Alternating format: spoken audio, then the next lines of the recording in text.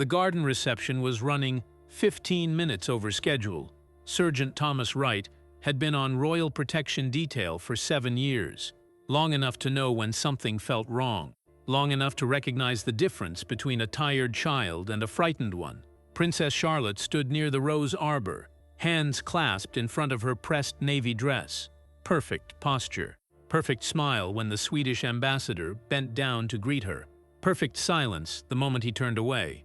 Wright shifted his position near the east terrace, 20 feet back, close enough to respond to any threat, far enough to be invisible. That was the job. See everything, say nothing, blend into the architecture until you're needed. But he kept watching Charlotte, 9 years old, usually bright, usually asking questions about the gardens, about the guests, about why the French ambassador's wife wore such a large hat. Today, nothing, just that careful stillness, the kind that came from practice, from survival. Kate was making rounds through the crowd, William beside her. Standard autumn reception, low-key, 60 guests, mostly diplomatic staff and charity representatives, the kind of event that never made headlines. Charlotte stood alone near the fountain now, watching water cascade over marble. Then Camilla appeared. The Queen Consort moved through the garden with practiced grace. Photographers loved her at these events. Warm, engaged, every inch the devoted grandmother. She bent down beside Charlotte, said something too quiet for Wright to hear from his position. Charlotte's shoulders went tight, just for a second. A fractional change in posture that most people would never notice. Wright noticed. Camilla's hand rested on Charlotte's shoulder. Gentle, the kind of gesture that photographed beautifully. But Charlotte's jaw clenched. Her hands gripped together until her knuckles went white. Camilla smiled, said something else. Charlotte nodded once, twice. Her eyes stayed down. Then Camilla moved on to greet the Austrian cultural attaché. All warmth and diplomatic charm, Charlotte remained by the fountain. She didn't move for 10 full seconds after her grandmother walked away. Just stood there, staring at nothing. Wright had seen this before. Not here. Not in palace gardens with champagne and string quartets. In combat zones. In places where people were afraid but couldn't show it. Where survival meant keeping your face neutral and your mouth shut. He pushed the thought away. This was Kensington Palace. Charlotte was fine. Just tired. Just having an off day, but he kept watching anyway. The reception ended at 3. The royal family moved inside through the south entrance. Wright followed protocol, maintained distance, scanned exits and entry points out of habit. His shift ended in 45 minutes. Standard rotation. Charlotte walked ahead with her mother and brothers. George said something, probably teasing. Louis laughed. Charlotte didn't react, just kept walking, one foot in front of the other, like she was counting steps to get through the moment. Kate noticed. Wright saw it in the way she glanced down at her daughter, the slight crease between her eyebrows. She said something quiet. Charlotte nodded but didn't answer. They disappeared around the corner toward the private quarters. Wright returned to his post near the guard station, logged the event. Everything routine, everything normal, except it wasn't. Right. Commander Wells appeared beside him, tablet in hand, expression unreadable. "I'm pulling you for Charlotte's detail tomorrow. Afternoon event at the museum. Private tour with her class." "Yes, sir." Wells hesitated. His finger hovered over the tablet screen. "You notice anything off today?" So Wright wasn't the only one. "She was quiet, sir." "Yeah." Wells made a note. "Keep an eye on it. Probably nothing. But keep an eye anyway." "Understood." Wells left. Wright finished his shift log and headed toward the staff quarters. The long corridor was empty. Late afternoon sun casting geometric shadows through the tall windows. His footsteps echoed on polished marble. He didn't expect to see Charlotte. She was alone. No security. No nanny. Just a 9-year-old girl in a school uniform standing outside a storage closet like she was waiting for someone who'd never arrive. Wright stopped. "Protalt," said alert her assigned protection officer.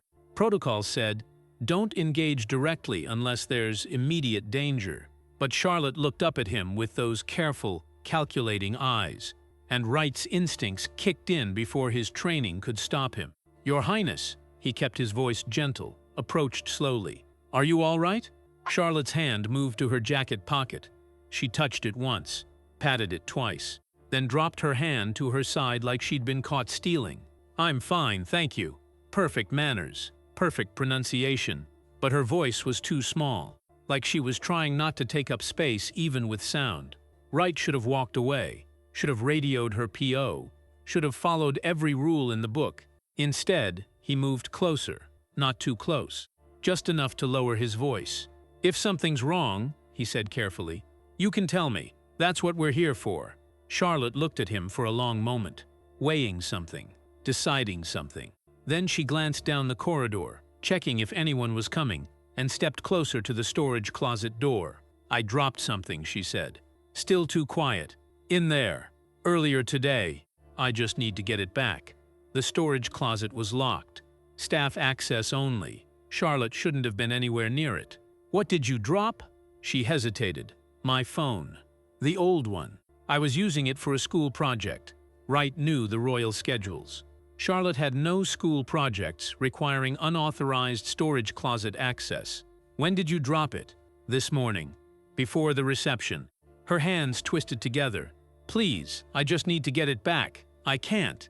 She stopped, swallowed. "I need it." Wright had seen a lot of things in 7 years.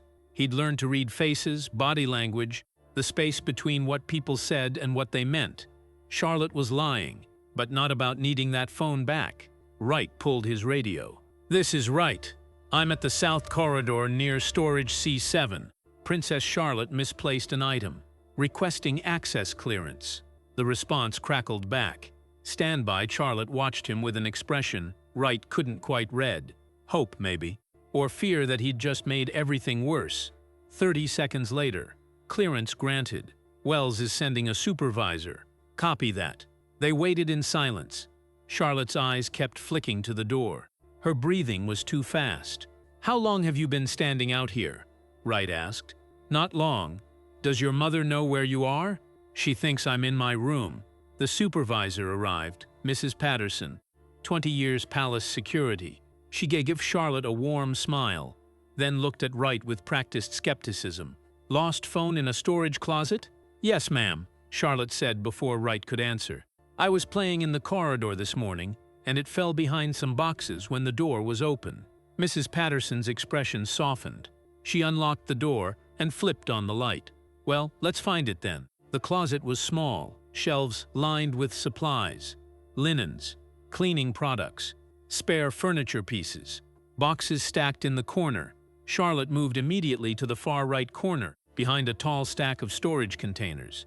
She knelt down, reached behind them, and pulled out a small phone. Old model, cracked screen protector. "Got it," she said, holding it up. Relief flooded her face. Mrs. Patterson smiled. "Mystery solved. Now off you go, Your Highness. I believe your mother will be looking for you." "Yes, ma'am, thank you." Charlotte clutched the phone and hurried past them, back toward the private quarters. Wright watched her go. Something about the whole situation felt staged. Too convenient, too rehearsed. Mrs. Patterson locked the closet. "Kids," she said, shaking her head with amusement. "Always into something." "Yeah," Wright said, but he didn't believe it. He thought about Charlotte's hand patting her pocket, the nervous gesture, the way she looked at him like she was asking for help without saying the words.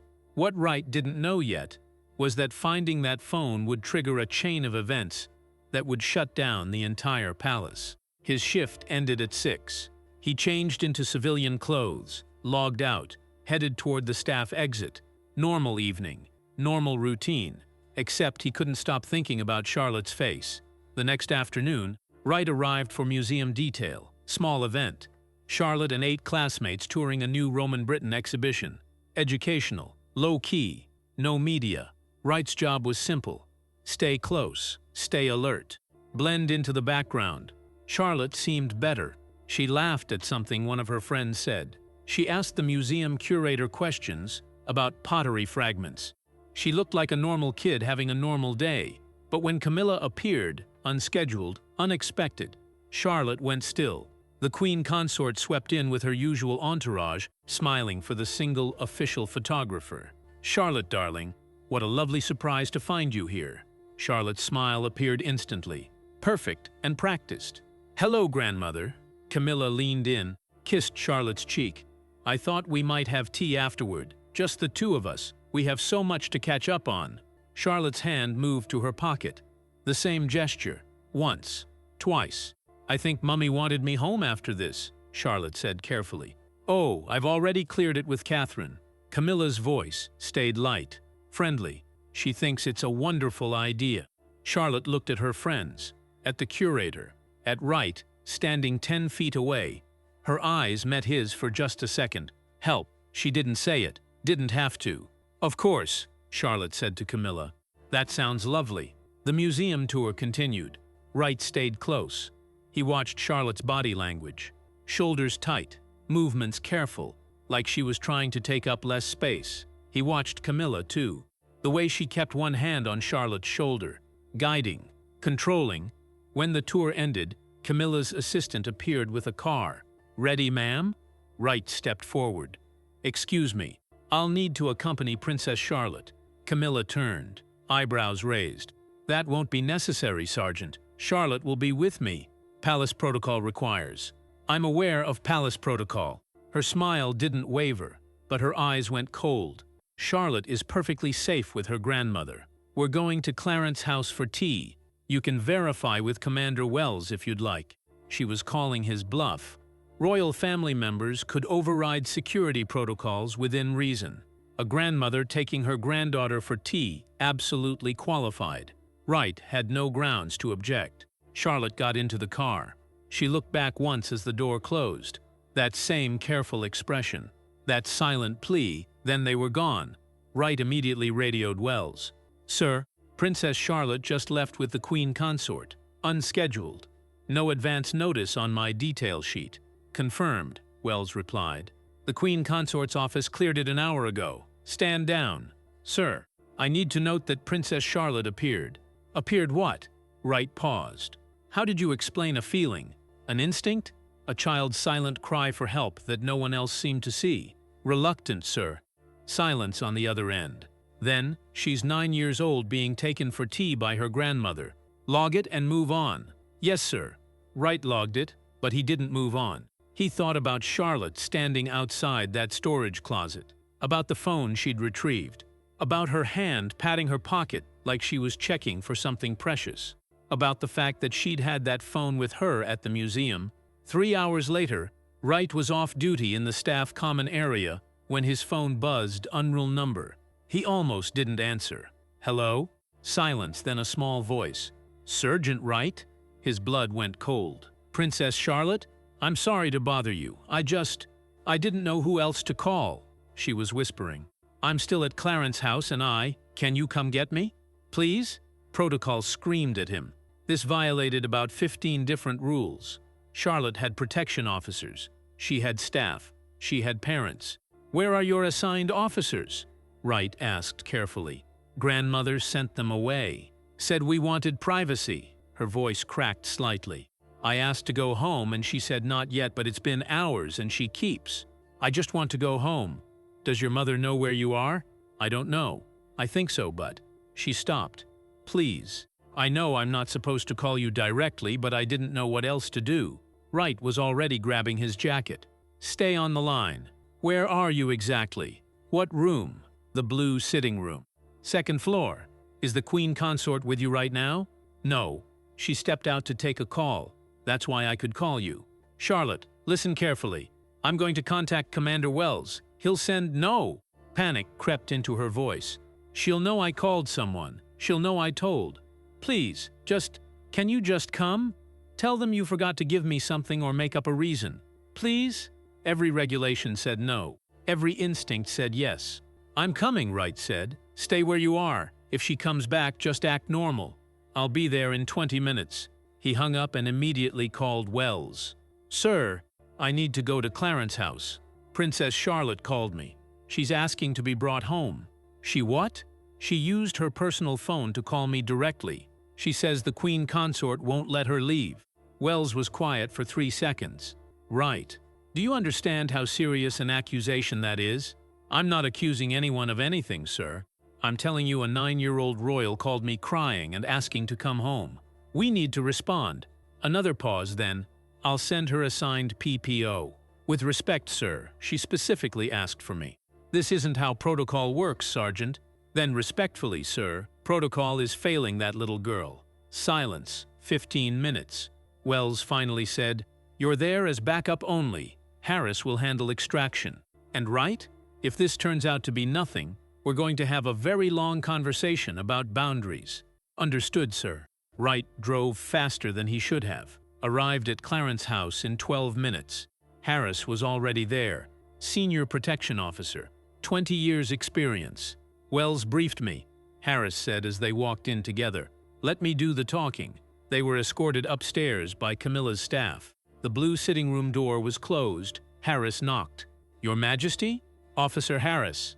I'm here to collect Princess Charlotte." The door opened. Camilla stood there, composed, smiling. "Is there a problem?" "Not at all, ma'am. Princess Catherine requested Charlotte return for dinner." "How strange." Camilla's tone stayed pleasant, but Wright saw the calculation behind her eyes. "She told me Charlotte could stay through the evening. I'll just call Catherine to confirm." "Of course, ma'am." Behind Camilla, Wright could see Charlotte sitting on a sofa. Her face was pale, her school uniform rumpled. She looked exhausted. Camilla made the call. Wright heard Kate's voice on the other end. Clear confusion. No, she hadn't requested Charlotte come home early. Yes, Charlotte was welcome to stay for dinner if she wanted. Camilla smiled at Harris. "As I thought. Simple miscommunication. Nevertheless," Harris said smoothly, "if it's all the same, we'll take her back now." Protocol adjustment. Camilla's smile froze, just for a second. "Of course. Charlotte, darling, get your things." Charlotte stood immediately, grabbed her school bag, moved toward the door like she was afraid someone would change their mind. As they walked to the car, Wright stayed close to Charlotte.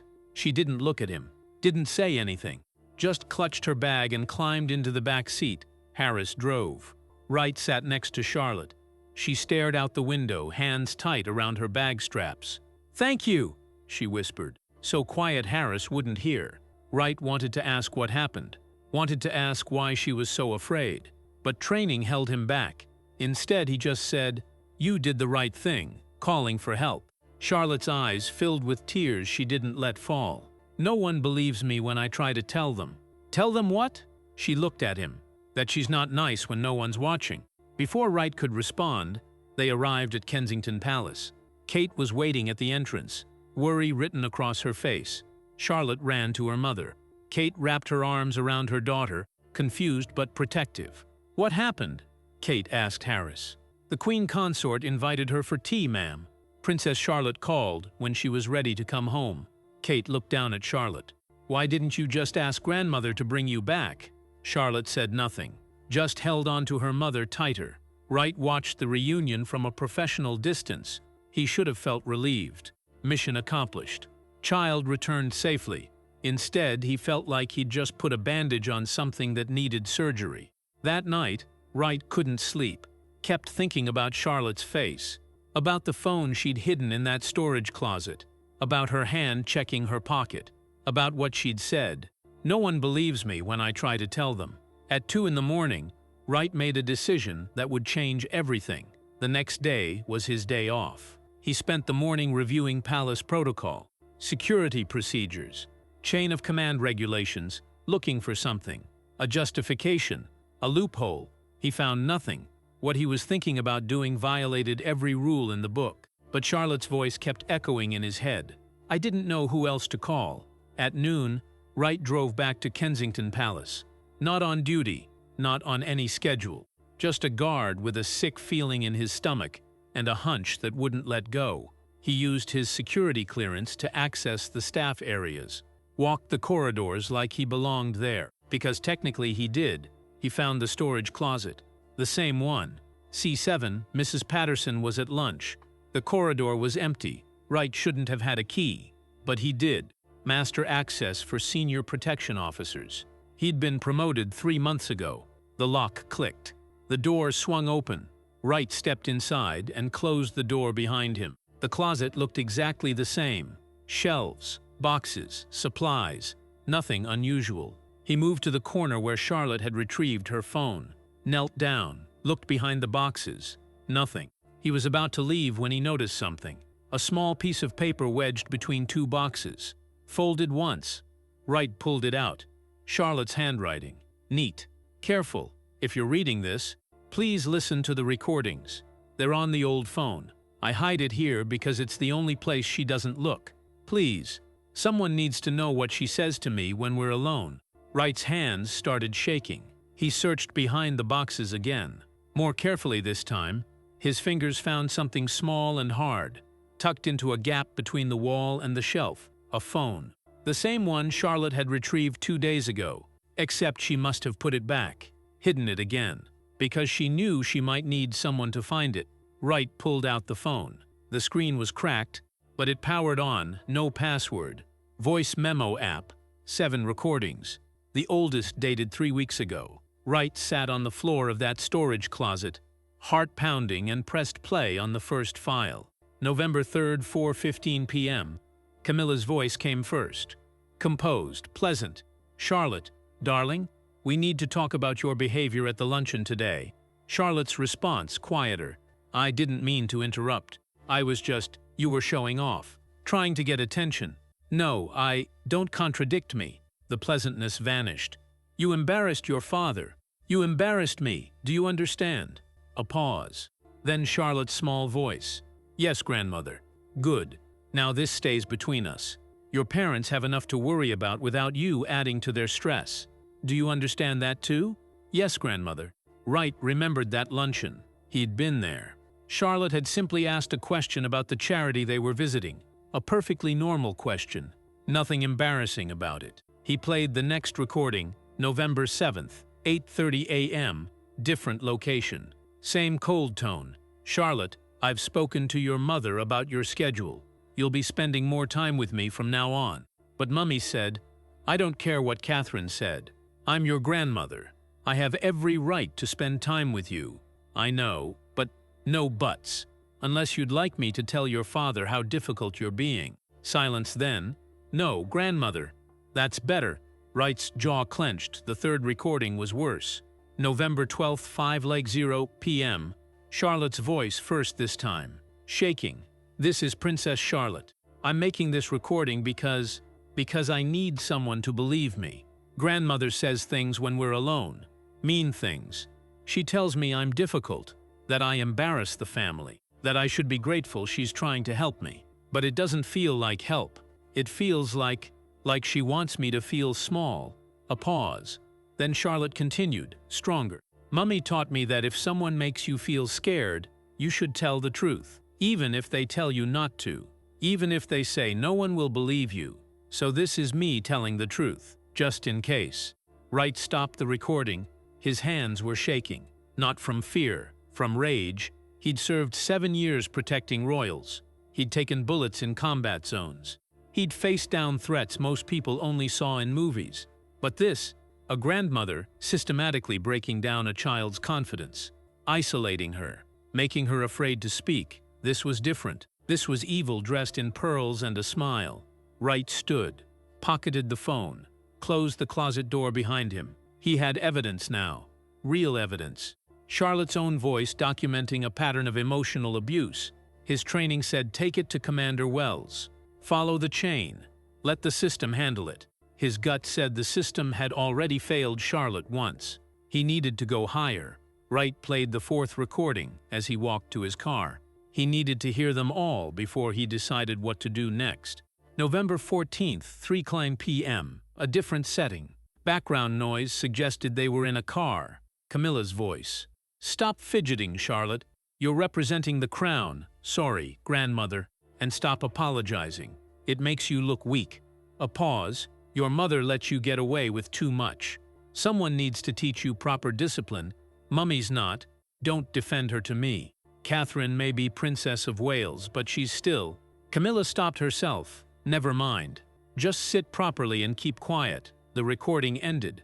Wright sat in his car, staring at the phone. 5 recordings total, each one worse than the last. Each one showing a pattern. Camilla isolating Charlotte, undermining Kate, making the child feel like she was always doing something wrong. He played the fifth one.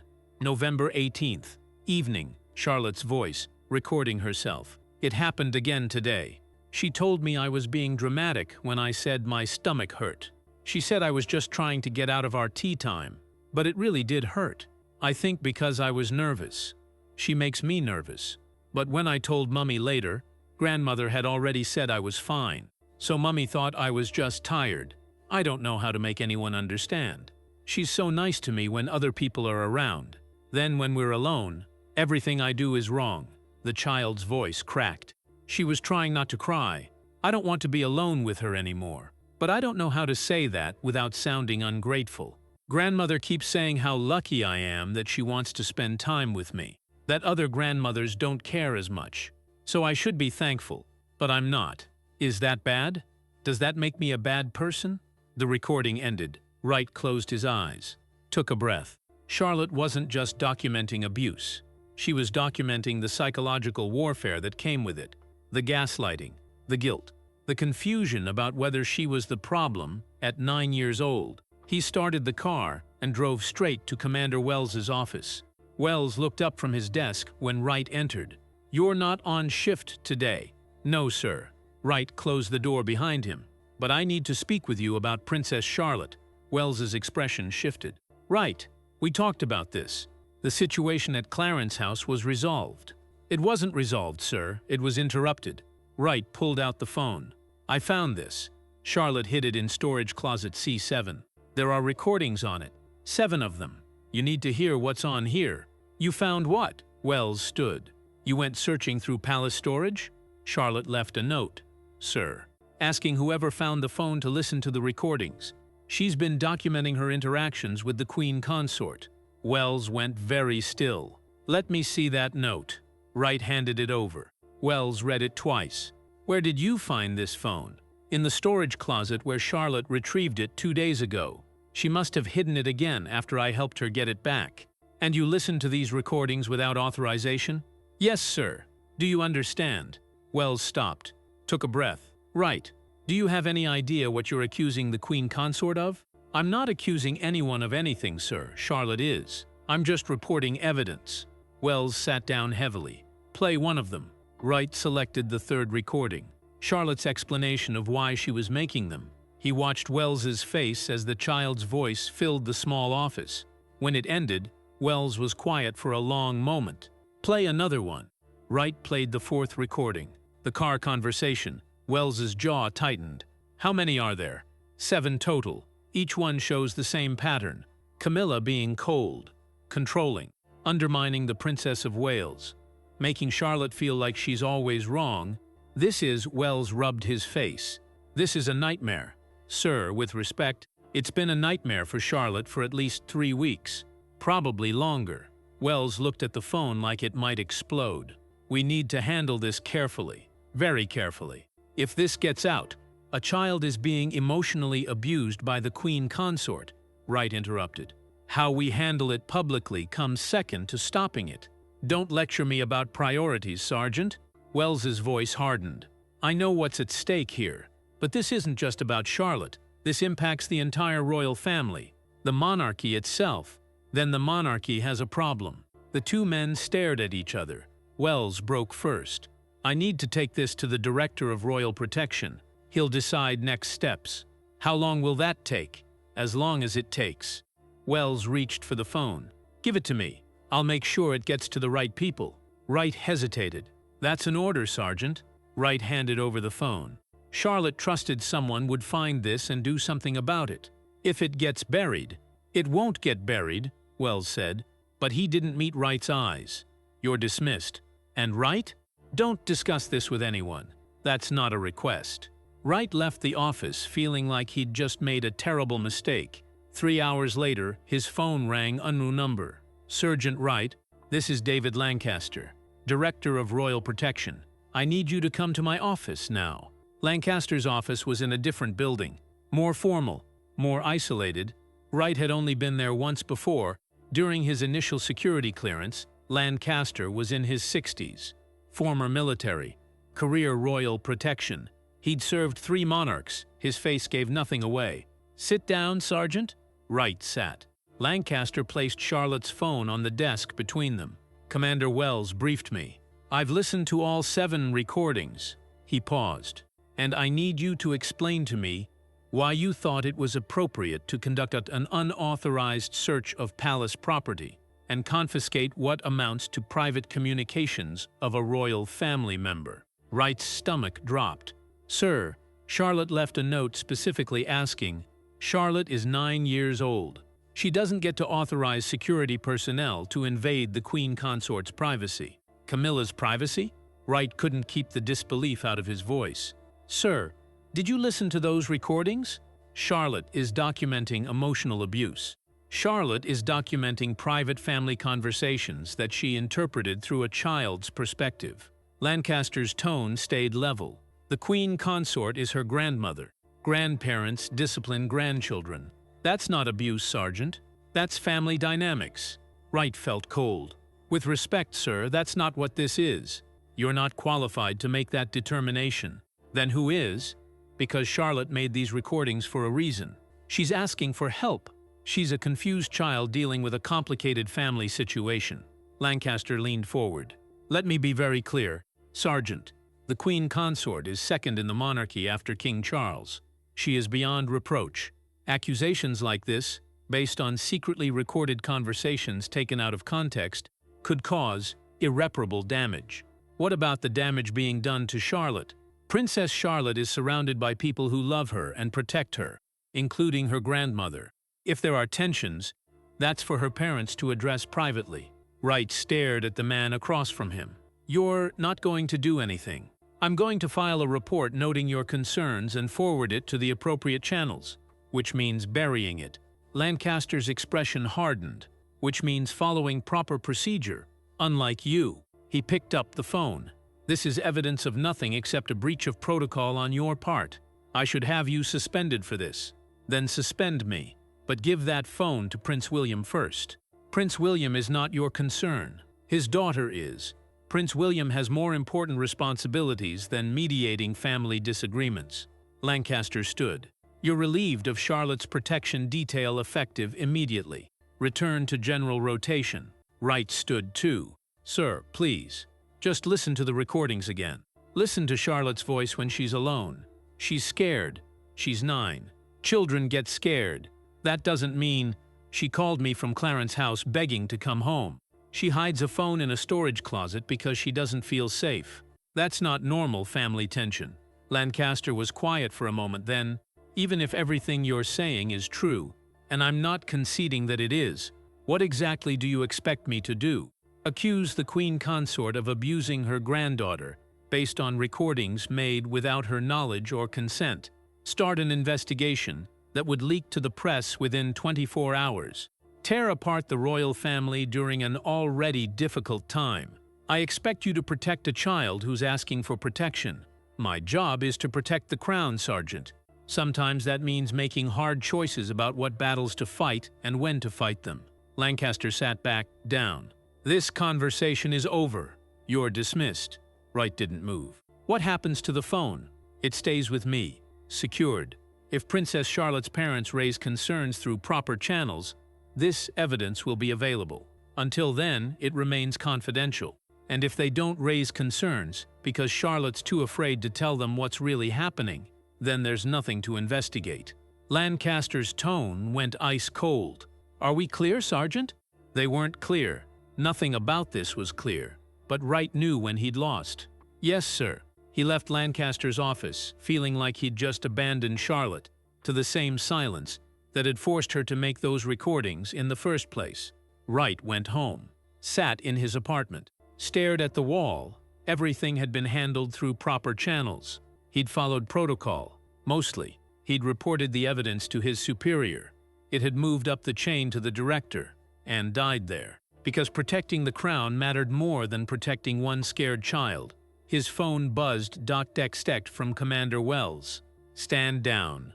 This is handled." "That's an order." Wright threw his phone across the room. He'd served his country for years. Multiple deployments. Countless missions. He'd followed orders even when they didn't make sense, because that's what soldiers did. But this wasn't following orders. This was being complicit. Charlotte's voice echoed in his head. I need someone to believe me. Someone had to believe her. Someone had to act. Wright picked up his phone, scrolled through his contacts, stopped at one name, Captain Elena Marsh. Royal Communications. They'd worked together on security briefings. She was smart, careful, and more importantly, she had access to senior royal staff. He called her. Right, it's late. I know. I need a favor.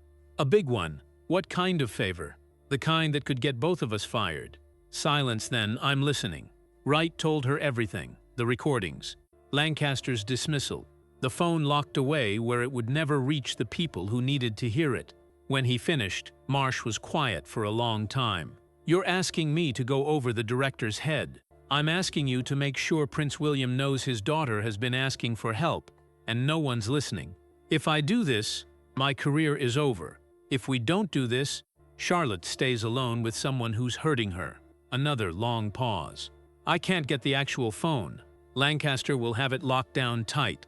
But if you remember enough of what was on those recordings to give me specifics, dates, times, what was said, I can brief the Prince of Wales's private secretary. It's his job to decide what information reaches William, and if he buries it too, then we're out of options.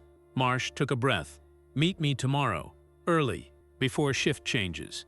Bring everything you remember. They met at 6 a.m. in a coffee shop, 3 blocks from the palace. Marsh brought a notepad. Wright brought his memory of every word on those recordings. He recited them. All 7. Every exchange he could remember.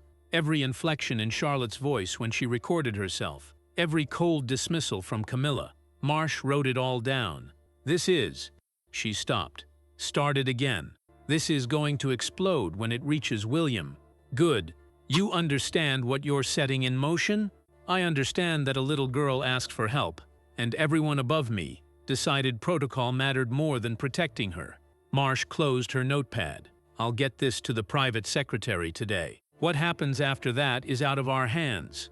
Thank you. Don't thank me yet. We might both be unemployed by tomorrow. Marsh was good at her job.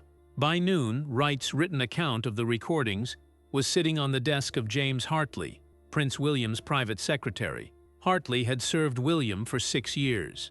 He knew when something needed immediate attention. This needed immediate attention. He called Marsh to verify the source. Then he called Commander Wells to confirm phone existed. Wells, trapped between Lancaster's orders and a direct inquiry from the Prince of Wales's office, admitted everything. At 2 p.m., Hartley knocked on William's office door. Sir, I need to speak with you about Princess Charlotte. William looked up from the briefing papers he was reviewing. What about her? It's sensitive, sir. Very sensitive. William set down his pen. Close the door. Hartley closed the door, sat down, placed Wright's written account on William's desk. One of royal protection found evidence that Princess Charlotte has been struggling with her relationship with the Queen Consort. William's expression shifted immediately. What kind of evidence? Audio recordings, sir. Charlotte made them herself. 7 separate recordings over 3 weeks. The sergeant who found them reported them to his superiors. The director of royal protection has the phone secured, but I've obtained a detailed account of what's on the recordings. William picked up the papers. Started reading. Hartley watched his face change as he processed each line, the professional composure giving way to something darker, something protective and furious. Where is this phone? William's voice was too quiet. With Director Lancaster, sir. Get it now. Sir. He may resist releasing. I don't care if he carved it in stone and threw it in the Thames. That's my daughter's voice documenting someone hurting her. Get it now. Hartley pulled out his phone. Made the call. Lancaster answered on the second ring. Hartley, the Prince of Wales is requesting immediate access to the phone containing Princess Charlotte's recordings. A pause. I need to discuss protocols first. This is sensitive material. William took Hartley's phone. Lancaster, this is William. Bring me that phone in the next 30 minutes, or I'll have security escort you here and retrieve it myself. Are we clear? Sir, with respect, this is a matter of 30 minutes. Starting now. William ended the call. Hartley had never seen the prince this angry. Not in 6 years. William was known for his composure, his diplomatic restraint. This was different. This was a father. 27 minutes later, Lancaster arrived with the phone. He looked like a man walking to his own execution. William didn't invite him to sit. The phone. Lancaster placed it on the desk. "Sir, before you listen to these, I think it's important to contextualize. Leave, sir, leave my office, now." Lancaster left. William stared at the phone for a long moment. Then he looked at Hartley. "Stay. I want a witness." He pressed play on the first recording. Hartley watched William's face as Camilla's voice filled the office. Pleasant at first, then cold, then cutting. Charlotte's small voice responding, apologizing, trying to be good enough. William's jaw clenched tighter with each exchange. The second recording played, the third, the fourth. When Charlotte's voice came on explaining why she was making the recordings. "I need someone to believe me." William's hand gripped the edge of his desk. The fifth recording played. Charlotte's voice breaking. "I don't want to be alone with her anymore." Silence after it ended. William stood, walked to the window, stared out at the palace grounds. When he spoke, his voice was steel. "Call Kate. Tell her to bring Charlotte here immediately. Private entrance. No staff." "Yes, sir." "Then call security. I want a complete list of every time Charlotte has been alone with Camilla in the past month." "Sir." "Every time, Hartley. Dates, locations, duration, and find out where Camilla is right now. She's in the Queen's apartments. She has a dinner engagement at 7. William checked his watch. 4:30. Cancel her dinner. Tell her I need to speak with her. Don't tell her why. And Hartley. "Sir?" "Seal the palace. No one leaves until I say otherwise." Hartley went very still. "Sir, that's unprecedented. My daughter has been documenting emotional abuse for 3 weeks, and no one told me." "Unprecedented seems appropriate." William turned from the window. "I want every entrance secured in the next 10 minutes. Main gates, service entrances, staff access, everything. Someone knew this was happening and buried it. I want to know who and why. And until I have answers, no one leaves. I'll need to coordinate with royal protection. Then coordinate. But make it happen." Hartley pulled out his phone and started making calls. William picked up the small phone again, held it like it contained something precious and dangerous. His daughter's voice, asking for help, documenting her fear because she thought no one would believe her. She was right. No one had believed her. Until now, the order went out at 4:32 p.m. Commander Wells received it first, direct from the Prince of Wales. His hands shook slightly as he read the message. "Detitiate Security Protocol Charlie 7. Seal all palace exits. Authorization. Prince William. Effective immediately." Wells had been in royal protection for 23 years. He'd never seen Charlie 7 activated outside of drills. It meant complete lockdown, no exceptions. He picked up his radio. "All units, this is Wells. Execute Charlie 7. I repeat, execute Charlie 7. This is not a drill." Across the palace grounds, guards moved into position. At the main gates, Sergeant Davies received the order while checking credentials on a departing vehicle. Black sedan. Diplomatic plates. Junior minister heading home after a meeting. "Sir, I need you to pull forward and park. We're entering security protocols." The driver frowned. "I'm expected at Westminster in 30 minutes. "I understand, sir. Please pull forward." The gates began closing. Heavy iron. Smooth and silent. Within 90 seconds they were sealed. The minister stepped out of his car. "What's going on?" "Standard security procedure, sir. We'll have you on your way as soon as possible." "How long?" Davies had no idea. "I'll update you as soon as I know more." 3 more vehicles were already waiting. Staff members, delivery drivers, a catering company finishing event setup. All stopped, all held. Meanwhile, at the service entrance on the palace's east side, Officer Chen was dealing with kitchen staff. "We finished our shift 20 minutes ago," one of the cooks protested. "I've got to pick up my daughter from school." "I understand, ma'am, but we're in lockdown protocols. No one leaves until clearance is given." "Lockdown? Why? What happened?" "I can't discuss operational details." Chen kept her voice professional but firm. "Please return to the staff common area. We'll provide updates as they become available." 15 staff members. Confused, some annoyed, all stuck. Inside the palace corridors, guards took positions at key transition points. Internal movement wasn't restricted yet, but every exit to the outside was sealed tight. Officer Marcus stood at the West Corridor checkpoint. His radio crackled. Status? West Corridor secure. All exits sealed. Copy that. Palace staff moved through the hallways, whispering. Speculation spread like wildfire. I heard there's a security threat. Someone said it's a drill. Drills don't lock down the whole palace. Maybe it's terrorism. None of them knew the truth. That somewhere in those same corridors, a 9-year-old princess had documented weeks of emotional warfare, and her father had just decided enough was enough. In William's office, Kate arrived within 15 minutes. She came through the private entrance as requested, holding Charlotte's hand. Charlotte looked confused but not scared. Not yet. William met them at the door. He hugged Kate briefly, then knelt in front of his daughter. "Hi, sweetheart. Hi, Papa."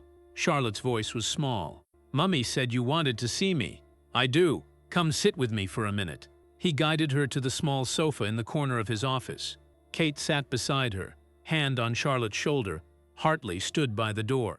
William had asked him to stay, witness to whatever came next. William pulled a chair close to the sofa, close enough to be eye level with Charlotte. He kept his voice gentle. "Charlotte, I need to ask you about something, and I need you to be completely honest with me. All right? All right. You're not in trouble. Nothing you tell me will get you in trouble." Charlotte's eyes went wide, that careful expression settling over her face. "Okay. Do you remember hiding a phone in a storage closet?" Charlotte went very still. Her hand moved to her pocket, that same nervous gesture. Before she caught herself, she looked at her mother, then back to William. "Yes. Why did you hide it there?" "Because." Charlotte's voice dropped to almost a whisper. "Because I needed to keep it safe, where no one would find it unless I wanted them to. And you made some recordings on that phone. Is that right?" Tears filled Charlotte's eyes. She nodded. Kate's grip on her daughter's shoulder tightened. She looked at William with growing alarm. "What recordings?" William kept his focus on Charlotte. "Can you tell me why you made those recordings?" Charlotte's lip trembled. "Am I in trouble?" "No, sweetheart. Absolutely not. But I need to understand. Why did you feel like you needed to record conversations?" "Because..." A tear slipped down her cheek.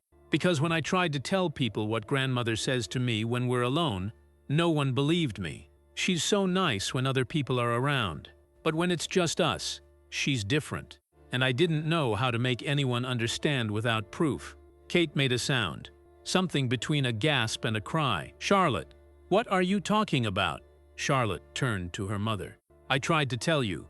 Remember when I said I didn't want to have tea with grandmother anymore? You said I was just tired. And when I said she made me feel bad, you said she was probably just having a difficult day, and I should be patient. Oh God." Kate pulled Charlotte into her arms. "I'm so sorry. I'm so sorry. I should have listened better." William's chest felt tight. He'd seen the signs too. Charlotte's quiet behavior, her reluctance when Camilla approached. He'd dismissed it as childhood moods. They'd both failed her. "Charlotte," William said gently, "the recordings you made, they're real. Everything on them actually happened." Charlotte pulled back from Kate enough to look at him. "Yes, Papa? Everyone. I marked the dates so someone would know I wasn't making it up." "Did grandmother know you were recording?" "No. I kept the phone hidden in my pocket." Charlotte wiped her eyes. "I know I wasn't supposed to, but I didn't know what else to do. She kept saying I was dramatic, that I exaggerated things, that I should be grateful she wanted to spend time with me when other grandmothers didn't care as much. And I started to think maybe she was right. Maybe I was the problem." William felt something break inside his chest. His 9-year-old daughter had been gaslit so thoroughly that she'd started to doubt her own reality, had felt so alone that she'd resorted to secretly documenting abuse just to prove to herself and everyone else that it was real. He reached out and took both of Charlotte's hands in his. "Listen to me very carefully. You are not the problem. You have never been the problem. What grandmother said to you, the way she made you feel, that was wrong. None of it was your fault. Do you understand me?" Charlotte nodded, tears streaming now. And you were incredibly brave to make those recordings. You did exactly the right thing, but no one found them, Charlotte said. I left the note, but I thought maybe no one would ever look. Sergeant Wright found them. He gave them to me. And because of you, because you were brave enough to document what was happening, we can make sure it never happens again. Charlotte threw her arms around William's neck, sobbed into his shoulder. William held his daughter, while Kate cried quietly beside them. Hartley looked away, giving them privacy in a moment that wasn't meant for witnesses. After a few minutes, Charlotte pulled back. Is grandmother going to be angry with me? Grandmother's feelings are not your concern, William said firmly. You are safe, you are believed, and you will never be alone with her again. I promise you that. Really? Really? Charlotte sagged with visible relief, like she'd been holding her breath for weeks and could finally exhale. Kate pulled her close again. I'm so sorry I didn't see it sooner. I should have known. It's okay, Mummy. She was really good at hiding it. That doesn't make it okay. Kate looked at William. Her eyes were red, but her voice was steel. Where is she now? Being summoned to my office. William checked his watch. 4:57. Charlotte, I need you to go with Hartley. He's going to take you to the private quarters. Stay there with Mummy until I come for you. Are you going to talk to grandmother? Yes. Are you going to play the recordings for her? William hesitated, then, yes. Charlotte nodded. Good. I want her to know that I wasn't lying, that it really happened. William kissed his daughter's forehead. It really happened. And everyone is going to know that now. Kate took Charlotte's hand. Hartley escorted them out through the private door. William stood alone in his office. He picked up the phone again, scrolled through the recordings, listened to 30 seconds of the fourth one. Camilla's voice telling Charlotte she was being dramatic, that she was embarrassing the family. He stopped the playback. His hands were shaking with rage. 5 minutes later, his office phone rang. Sir, the Queen Consort is here. Send her in. Camilla entered looking confused and slightly annoyed. William, what's this about? I had dinner plans. Sit down. The tone stopped her. She'd heard William upset before, frustrated with media, angry about breaches of privacy. This was different. This was cold fury, barely contained. She sat. William remained standing. I'm going to ask you a question, and I want you to think very carefully before you answer. All right? Have you been spending time alone with Charlotte over the past few weeks? Camilla's expression shifted just slightly. Of course. She's my granddaughter. We have tea occasionally. Why? How would you characterize those interactions? Pleasant. Educational. I'm trying to teach her proper deportment, the responsibilities that come with her position. Camilla's tone stayed measured. Is there a problem? William placed the phone on his desk between them. Charlotte made recordings during your time together. 7 of them. Would you like to hear what's on them? All the color drained from Camilla's face. That's... She stopped, regrouped. If Charlotte made recordings without my knowledge, that's a serious breach of. Charlotte is 9 years old and was documenting evidence because she felt unsafe. That's not a breach of privacy. That's a cry for help, ain't it? That's absurd. I've never. Let me play one for you. William pressed play on the third recording, Charlotte's voice explaining why she was making them. Grandmother says things when we're alone. Mean things. She tells me I'm difficult, that I embarrass the family. Camilla's hand went to her necklace. That's taken completely out of context. William stopped the recording. All 7 of them are out of context. I was trying to teach her discipline, structure. Kate lets her run wild. Don't. William's voice dropped. Don't make this about Kate. We're talking about what you did. I did nothing wrong. Charlotte is a child who documented every interaction because no one believed her when she tried to tell them. William stepped closer to the desk. You isolated her. You undermined her mother. You made her feel like everything she did was wrong. You gaslit a 9-year-old until she started recording evidence just to prove to herself she wasn't imagining things. I did no such thing. Shall I play more of the recordings? Would you like to hear yourself telling her that her parents have too much to worry about without her adding to their stress? Or the part where you said she was being dramatic when she told you she felt sick? Camilla stood. I won't sit here and be accused. Sit down. The command froze her. William had never spoken to her like this. never used the full weight of his authority as heir to the throne. Camilla sat. "You're going to listen to every one of these recordings," William said, "and then you're going to explain to me why my daughter felt so unsafe with you that she hid a phone in a storage closet and begged a guard to help her." "She called a guard?" Camilla's composure slipped. "That's completely inappropriate. What's inappropriate is a grandmother systematically breaking down a child's confidence over 3 weeks while smiling for cameras. You're overreacting. This is family business that should be handled privately." This stopped being private family business the moment my daughter started documenting abuse. William picked up the phone. "Would you like me to play the recording where you told her she should be grateful you wanted to spend time with her? Or the one where you said, 'Catherine doesn't understand proper royal protocol'?" Camilla's face flushed. Those conversations were private. Those conversations were psychological manipulation.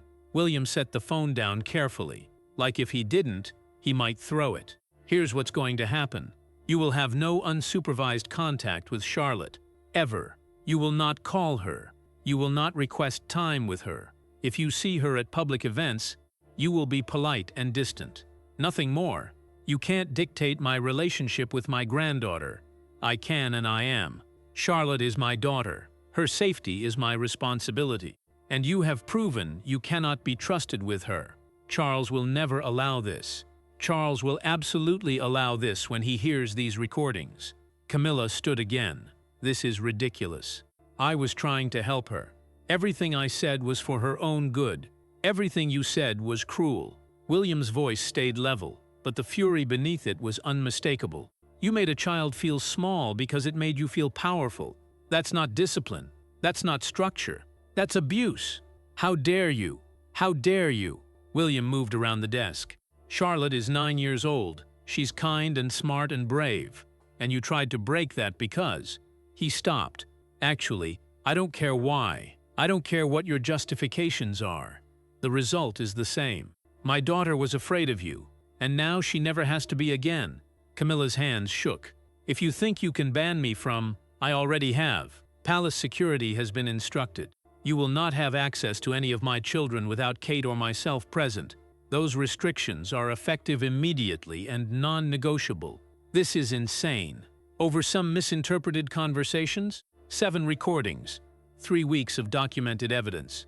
Charlotte's own voice explaining why she felt unsafe." William gestured to the phone. "That's not misinterpretation. That's a pattern." Camilla grabbed her purse. "I'm leaving." "No, you're not," she turned. "Excuse me? The palace is in lockdown. No one leaves until I authorize it. That includes you. You locked down the entire palace because of this? I locked down the entire palace because someone in royal protection knew about these recordings and buried them. Until I know who and why, no one leaves." Camilla's eyes widened. "You can't be serious. Completely serious." William opened his office door. 2 guards stood outside.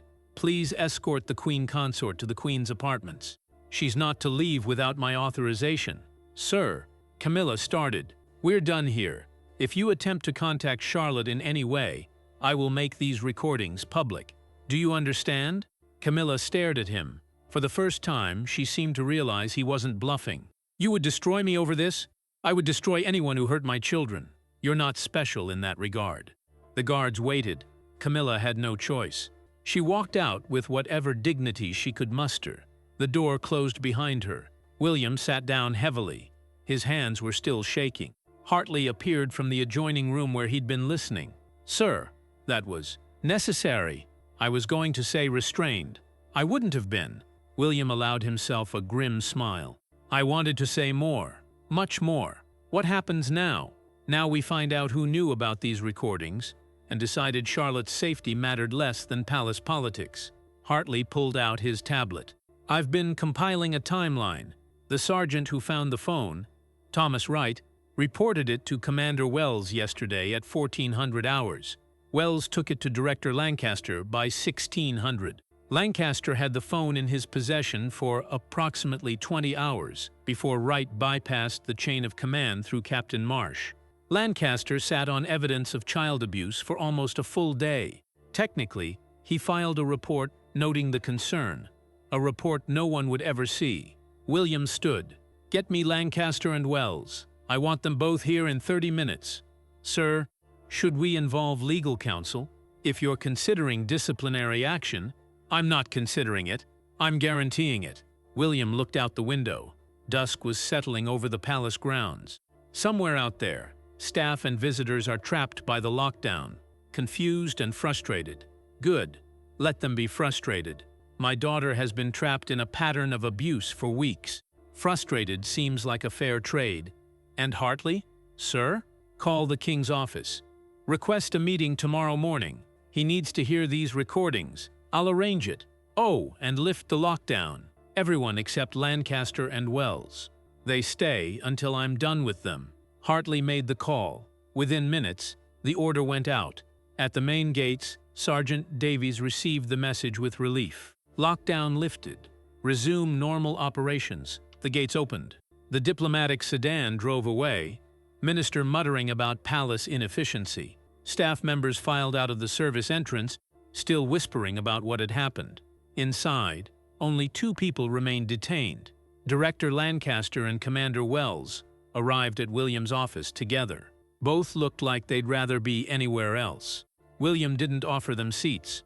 "Tell me why a 9-year-old princess had to hide recordings in a storage closet, because the people whose job is to protect her decided palace politics mattered more than her safety." Lancaster spoke first. "Sir, with all due respect, I have no respect for you right now, so let's skip that part. Tell me why you buried evidence." "I didn't bury anything. I filed a proper report." "To who? Who reads these reports?" Lancaster hesitated. "They're reviewed by senior staff on a quarterly basis." "Quarterly?" William let the word hang. "My daughter documents abuse, and you file a report that gets reviewed in 3 months. Meanwhile, she continues having tea with her abuser every week because no one bothered to tell her parents." Wells stepped forward. "Sir, I take full responsibility. I should have pushed harder. You should have come directly to me the moment you heard those recordings." William's voice was ice. "Both of you. Instead, you decided protecting the Queen Consort's reputation was more important than protecting Charlotte." "That's not what happened," Lancaster insisted. "I made a judgment call. The recordings were ambiguous. They showed family tension, not. They showed a grandmother telling a child she was difficult, embarrassing, and dramatic. They showed isolation tactics. They showed emotional manipulation. What part of that is ambiguous?" "Sir, the Queen Consort is second in the monarchy, and Charlotte is my daughter. She wins, every time. Without question." Lancaster and Wells stood silent. "Here's what's going to happen," William continued. "You're both suspended pending a full investigation. I want every decision documented, every conversation, everyone who knew about these recordings. And if I find out anyone else sat on this information, they're finished." "Sir, please," Wells started. "You had a chance to do the right thing, Commander. You chose protocol over protecting a child. Now you face the consequences." "What about Sergeant Wright?" Wells asked quietly. "He violated multiple regulations to get you that phone." "Sergeant Wright is the only person in this entire chain who understood that sometimes doing the right thing means breaking the rules." William pulled out his phone. "I'm recommending him for commendation. The rest of you can answer to a disciplinary board."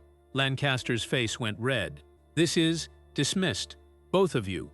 Leave your credentials with security on your way out." They left. William stood alone in his office for the second time that evening. Outside, the palace had returned to normal operations. Staff going home, visitors departing, business as usual. But inside, everything had changed. Charlotte's recordings were no longer buried evidence. They were documented proof, undeniable truth. And the people who tried to hide that truth were being held accountable. William picked up the small phone one more time, looked at the 7 recording files, his daughter's voice, asking to be believed. Finally, she was. The next morning, William arrived at Buckingham Palace at 8 a.m. sharp. King Charles was already waiting in his private study. Charles looked tired. He'd been briefed by Hartley late the previous night. Just the basics. Just enough to know this meeting wasn't going to be pleasant. "Show me," Charles said without preamble. William placed the phone on his father's desk. There are 7 recordings. Charlotte made them over 3 weeks. You need to hear all of them. Charles picked up the phone. His hands weren't quite steady. William watched his father's face as the recordings played, watched the initial confusion become concern, concern become anger, anger become something harder to define. When the 3rd recording played, Charlotte explaining why she was documenting everything, Charles closed his eyes. Dear God. The 4th recording played. Camilla's voice, cold and cutting. Your mother let you get away with too much. Someone needs to teach you proper discipline. Charles set down the phone. Stop. I've heard enough. There are 3 more. I said I've heard enough. Charles stood, walked to the window, stared out at the palace gardens. How long have you known? Since yesterday afternoon. The recordings were found 2 days ago but buried by royal protection. Buried? Director Lancaster decided Charlotte's evidence wasn't worth reporting to me. He filed it away where no one would see it. Charles turned. He did what? He made a judgment call. Protecting Camilla's reputation mattered more than protecting Charlotte. Where is Lancaster now? Suspended, pending investigation. Along with Commander Wells. Charles nodded slowly. Good. He sat down heavily. I need to hear the last recordings. William played them. All 3. Including Charlotte's voice breaking with emotion. I don't want to be alone with her anymore, but I don't know how to say that without sounding ungrateful. When it ended, Charles was quiet for a long moment. She really said those things to Charlotte. All of it, all of it. Charlotte confirmed every recording is accurate, and we had no idea. Charlotte tried to tell us. Both of us. Kate and I dismissed it as family tension. Normal grandmother-granddaughter dynamics. William's voice hardened. We failed her. So did I. Charles rubbed his face. She seemed withdrawn lately. I thought she was just tired. Too many events. I told myself she needed rest, not intervention. She needed someone to believe her. And instead, she had to create evidence to prove she wasn't lying. Charles looked at the phone like it contained something poisonous. What have you done so far? Banned Camilla from unsupervised contact with any of the children. Suspended the people who buried the evidence. Made it clear to Camilla that if she violates the restrictions, I'll make the recordings public. Charles absorbed this. That's a strong position. It's the only position. Camilla will fight it. Let her. She'll lose. Charles stood again. Paced. This is going to create problems. Political problems. The Queen Consort can't be publicly restricted from her grandchildren without explanation. And we can't explain without exposing what she did. I know. So what do you propose? William had been thinking about this all night. We handle it quietly. Camilla's schedule gets adjusted. She's busy with other commitments. Charlotte's schedule doesn't align. Staff make sure they're never in the same room unsupervised. Publicly, nothing changes. Privately, everything does. And if the media asks questions, they won't. Not if we're careful. Royal families manage internal tensions privately all the time. Charles was quiet. Then, you're asking me to choose between my wife and my granddaughter. I'm telling you my daughter documented abuse, and I won't expose her to it again. If that creates complications for Camilla, that's unfortunate. But Charlotte comes first. She does. Charles said it firmly. She absolutely does. He picked up the phone again, held it like it weighed more than it should. I need to speak with Camilla. About what? About the fact that I've heard these recordings, that I know what she did, and that there will be consequences. What kind of consequences? Charles met William's eyes. The kind that make it clear this behavior is unacceptable at any level, toward anyone, but especially toward a child. William nodded. Thank you. Don't thank me for doing what should have been done 3 weeks ago. Charles set down the phone. How is Charlotte? Relieved. Scared it might start again. Worried she got people in trouble. She got the right people in trouble. I told her that. But she's 9. She's still processing. Let me see her later today. I want to tell her myself that she did nothing wrong. She'd like that. Charles walked his son to the door, paused before opening it. William, when this is over, when the dust settles, I want a full review of child protection protocols. Not just for royals. For all palace staff families. If Charlotte fell through the cracks, other children might be too. I'll arrange it. and the sergeant who found the recordings. Wright, was it? Thomas Wright. Yes. Make sure he's properly recognized. Without him, Charlotte might still be hiding that phone and hoping someone would find it. Already done. Charles opened the door. Keep me updated. And William? You did well. As a father, Charlotte is lucky to have you. William left feeling like he could breathe properly for the first time in 24 hours. That afternoon, Charles summoned Camilla to his study. She arrived composed but wary. She knew he'd been briefed, knew the recordings had reached him. Sit down, Camilla. She sat. Charles didn't waste time. I've heard the recordings. All of them. Camilla's jaw tightened. Charles, those conversations were private. Charlotte had no right. Charlotte is a child who documented evidence of mistreatment. She had every right. Mistreatment? Camilla's voice rose. I was trying to teach her proper behavior. Kate spoils her.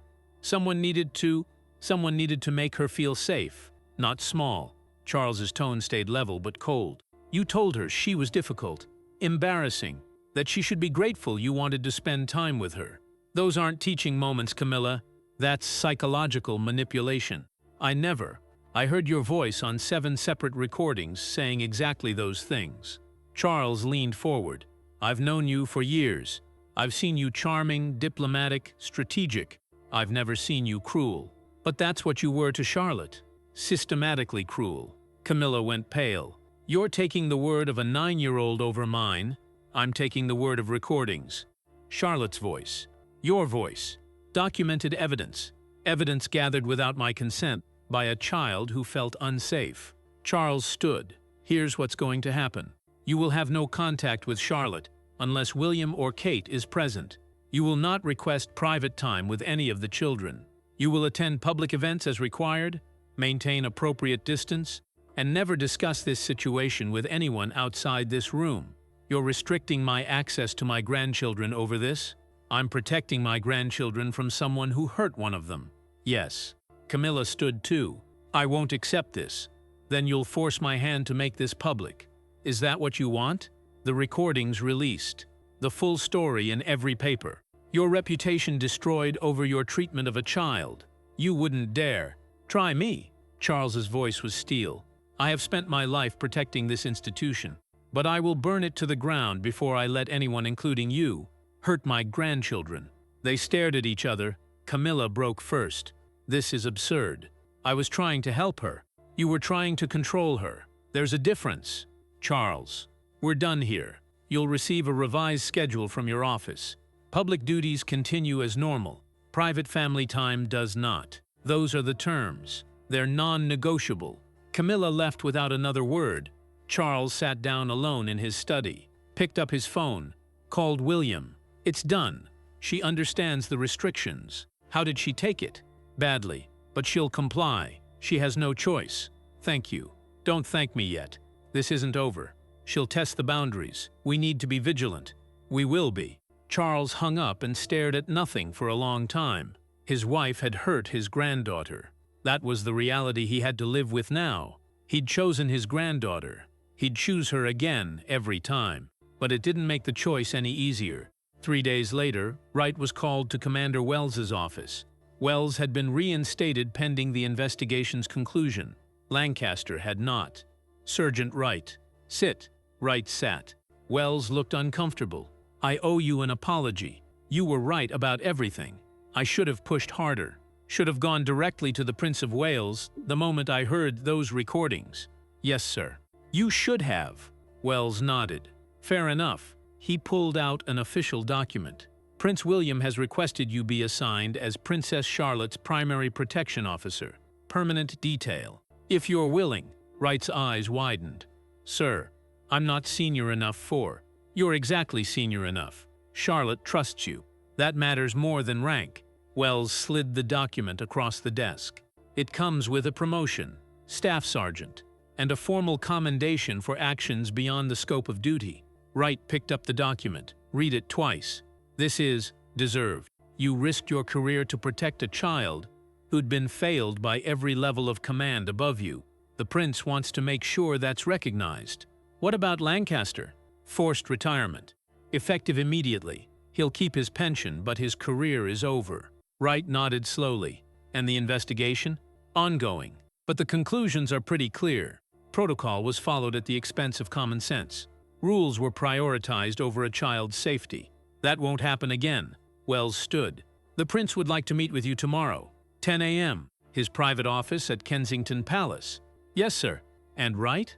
Thank you for being the one person in this entire mess who understood that sometimes doing the right thing means breaking the rules.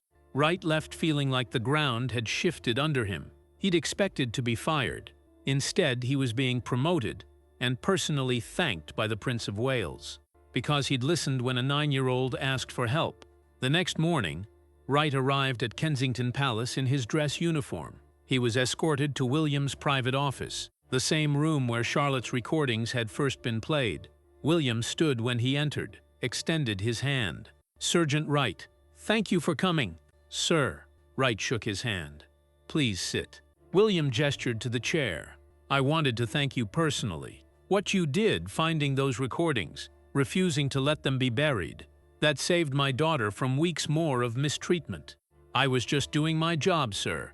No, your job was to follow protocol. You chose to do what was right instead. There's a difference. William sat across from him. Charlotte asked me to tell you something. She said, thank you for believing me when no one else did. Wright's throat tightened. She did the brave part, sir, making those recordings. Leaving that note, all I did was find them. You did more than that. You fought for her when people with more authority decided she didn't matter as much as palace politics. William leaned forward. I'm putting you on Charlotte's permanent detail. She trusts you. More importantly, she knows you'll listen if something's wrong. That's worth more than any amount of experience. I'd be honored, sir.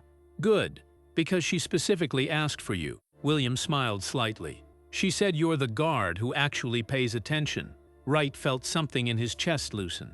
She's a remarkable kid, sir. She is, and she deserves people around her who see that, who protect that. William stood. Thank you, Sergeant, for giving her that protection when she needed it most. Wright stood too, saluted. It's my privilege. Sir. As he left, Wright passed Charlotte in the hallway. She was with her mother, heading to another part of the palace. She saw him and smiled. A real smile, not the practiced one for cameras. Hi, Sergeant Wright. Your Highness. He nodded respectfully. Mummy told me you're going to be my guard now. Like, all the time. If that's all right with you, it's very all right. Charlotte's smile grew. Thank you for finding my phone, for making sure someone heard it. Thank you for being brave enough to make those recordings. Charlotte's expression turned serious. I was really scared, but I knew I had to, because if I didn't have proof, no one would believe me. Kate's hand tightened on her daughter's shoulder. Well, everyone believes you now, Wright said gently. I know. Charlotte looked up at her mother, then back at Wright. It feels better, not being alone with it anymore. You're not alone. You never will be again. Charlotte nodded. Then she and Kate continued down the hallway. Wright watched them go. Watched Charlotte walk with her mother's hand on her shoulder. Protected, believed, save. That was worth everything. Every broken rule. Every career risk, every consequence, one child, finally safe. 2 weeks later, palace life had settled into a new normal. Camilla attended public events, smiled for cameras, maintained her schedule, but she was never alone with any of the children. Staff made sure of it. William and Kate made sure of it. At first, she tested the boundaries, suggested tea with Charlotte, was politely declined, requested time with George and Louis, was told their schedules didn't allow it. After the third refusal, she stopped asking. The media noticed nothing. To them, it looked like the usual royal family dynamics. Some events together, some apart. Nothing unusual. Inside the palace, everyone who needed to know understood the truth. Charlotte's recordings had been preserved as evidence, locked away but accessible if needed. A reminder that the truth had been documented, that it couldn't be denied. The investigation into royal protection's handling of the situation concluded with new protocols. Any report involving a minor's safety would be immediately escalated. No exceptions. No judgment calls. Straight to the parents. Straight to senior royals. Lancaster's forced retirement was announced quietly. Pursuing other opportunities, the statement read. No one outside the palace knew the real reason. Commander Wells kept his position, but was demoted. He'd failed in his duty. He accepted the consequences. Wright took his new position as Charlotte's primary protection officer. She seemed lighter now, more like herself. She laughed more, asked questions more. The careful mask she'd worn had started to crack, revealing the bright, curious child underneath. One afternoon, 3 weeks after the recordings were found, Charlotte approached Wright during a public event. "Can I ask you something?" she said quietly. "Of course, Your Highness. Did you get in trouble for finding my phone and telling people about it?" Wright knelt down so they were eye level. "A little bit, but the right kind of trouble. The kind that means you did the right thing even when it was hard. I'm glad you did it anyway." "Me too." Charlotte looked at him seriously. "If something's ever wrong again, not with grandmother, but with anything, I can still tell you, right? Always. That's what I'm here for." "Good," she smiled. "Because now I know that if I tell someone and they don't listen, I can find proof like I did before." "Or," Wright said gently, "you can trust that the people around you will listen the first time. You shouldn't have to prove you're telling the truth, Charlotte. Your word should be enough." She thought about that. "Do you really think it will be? Next time? I'll make sure it is." Charlotte nodded, satisfied. Then she ran back to join her brothers. Wright watched her go. Watched her laugh at something George said. Watched her chase Louis around a garden fountain. Just a kid being a kid, without fear shadowing every interaction. That evening, William found Wright before he went off duty. "She talked to you today." "I saw." "Yes, sir. She wanted to know if I'd gotten in trouble." "What did you tell her?" "The truth. That sometimes doing the right thing comes with consequences. But it's still worth doing." William smiled. "Good answer." He paused. "You know, when I was younger, I thought protecting people meant following all the rules, doing everything by the book. It took me too long to realize that sometimes the rules are wrong. Sometimes protecting people means breaking them." "Yes, sir. Charlotte taught me that. A 9-year-old had to teach me that." William looked toward where his children were playing. "She shouldn't have had to be that brave. But she was. And you honored that bravery by making sure it wasn't wasted. She deserved someone to fight for her, sir." "She did. She does. And now she has that." William extended his hand again. "Thank you, Sergeant, for being that person." They shook hands. Then William went to join his family. Charlotte saw him coming and ran to him. He scooped her up, spun her around. She laughed, pure and bright and free. Wright watched from his post, 20 feet away, close enough to respond, far enough to be invisible. That's how royal protection worked. You saw everything. You said nothing. Unless a child needed you to say something, then you said it. Consequences be damned. Because some things mattered more than rules, more than protocol, more than career. A child's safety, a child's voice, a child's right to be believed. Charlotte had found her voice, had documented her truth, had asked for help, and finally, someone had listened. That was the real story, not the lockdown, not the confrontations, not the investigations. The story was that a 9-year-old girl had been brave enough to ask for help, and one guard had been brave enough to make sure she got it. Everything else was just details. True duty isn't about following orders blindly. It's about knowing when rules matter less than doing what's right. Princess Charlotte made those recordings because she needed someone to believe her. She needed proof that what she was experiencing was real. One guard found that proof and refused to let it be buried. He risked his career. He broke protocol. He fought through every level of command that tried to silence a child's cry for help. And because of that, Charlotte learned the most important lesson of all, that her voice matters, that her truth matters, that she deserves to be heard, not because she's a princess, because she's a person, a child who needed protection and finally got it.